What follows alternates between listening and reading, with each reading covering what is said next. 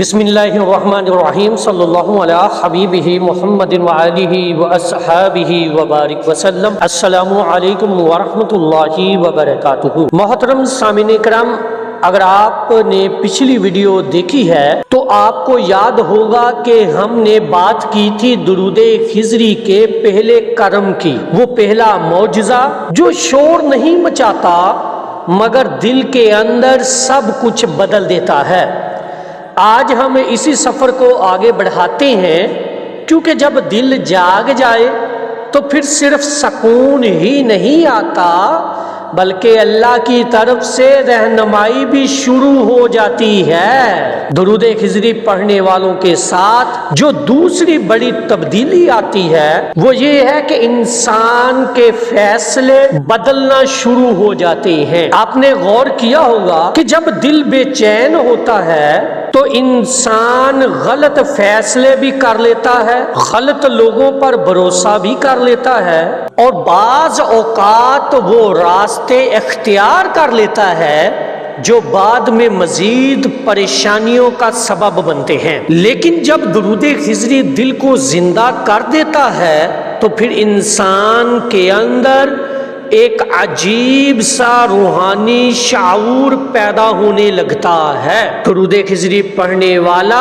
یہ محسوس کرتا ہے کہ اب دل بعض کاموں سے خود بخود ہٹنے لگا ہے، کچھ باتوں سے طبیعت اچاٹ ہونے لگی ہے، اور کچھ چیزیں جو پہلے بہت پسند تھی اب ویسی کشش نہیں رکھتی۔ یہ کوئی اتفاق نہیں ہوتا، یہ باطن کی صفائی کا عمل ہوتا ہے۔ ہمارے اولیاء کرام فرماتے ہیں کہ جب اللہ کسی بندے کو اپنے قریب لانا چاہتا ہے تو اسے گناہ سے نفرت عطا کر دیتا ہے اور اطاعت میں لذت عطا کرتا ہے۔ درود خضری اسی مرحلے میں انسان کے دل میں نافرمانی کی کڑواہٹ اور اطاعت کی مٹھاس پیدا کرتا ہے۔ یہی وجہ ہے کہ درود خضری پڑھنے والا آہستہ آہستہ خود کو فضول باتوں، فضول بحثوں اور فضول صحبتوں سے بچانے لگتا ہے۔ اب ایک اور نہایت گہری تبدیلی پر غور کیجئے۔ درود خضری پڑھنے والے کے اندر دعا کا ذوق پیدا ہونے لگتا ہے۔ وہ دعائیں جو پہلے صرف زبان پر ہوتی تھی اب دل سے نکلنے لگتی ہے۔ وہ دعا مانگتے ہوئے یہ محسوس کرتا ہے کہ کوئی سن رہا ہے، کوئی قریب ہے، کوئی جواب دینے والا ہے۔ یہ احساس بہت بڑی نعمت ہے، کیونکہ بہت سے لوگ دعا تو کرتے ہیں مگر انہیں اندر سے یقین نہیں ہوتا کہ واقعی سنا جا رہا ہے۔ درود خضری اس یقین کو مضبوط کرتا ہے، اور جب یقین مضبوط ہو جائے تو دعا میں تاثیر خود بخود آ جاتی ہے۔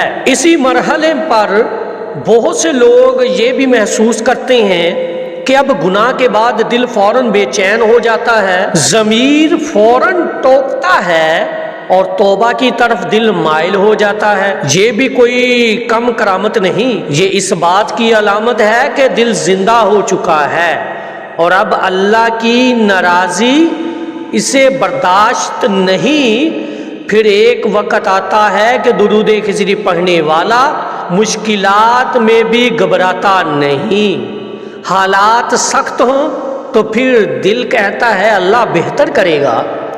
یہ جملہ صرف الفاظ نہیں ہوتے، یہ دل کی آواز بن چکے ہوتے ہیں، اور یہی وہ مقام ہے جہاں سے ظاہری حالات بدلنا شروع ہو جاتے ہیں۔ یاد رکھیے، اللہ پہلے دل دیکھتا ہے پھر حالات بدلتا ہے۔ جب بندہ دل سے اللہ کا ہو جائے تو اللہ حالات کو بندے کے حق میں موڑ دیتا ہے۔ درود خضری اسی موڑ کا ذریعہ بنتا ہے۔ اسی لیے اگر آپ ابھی تک کسی بڑی ظاہری تبدیلی کے منتظر ہیں تو اپنا دل دیکھیے۔ اگر دل میں سکون ہے، اگر یقین بڑا ہے، اگر خوف کم ہوا ہے، اگر گناہ سے نفرت پیدا ہوئی ہے تو سمجھ لیجئے کہ آپ صحیح راستے پر ہیں۔ بس اب ضرورت ہے استقامت کی۔ درود خضری کے ساتھ وفادار رہیں، بار بار درود نہ بدلیں، جس درود کا انتخاب کیا ہے اسی کو اپنی پہچان بنا لیجئے۔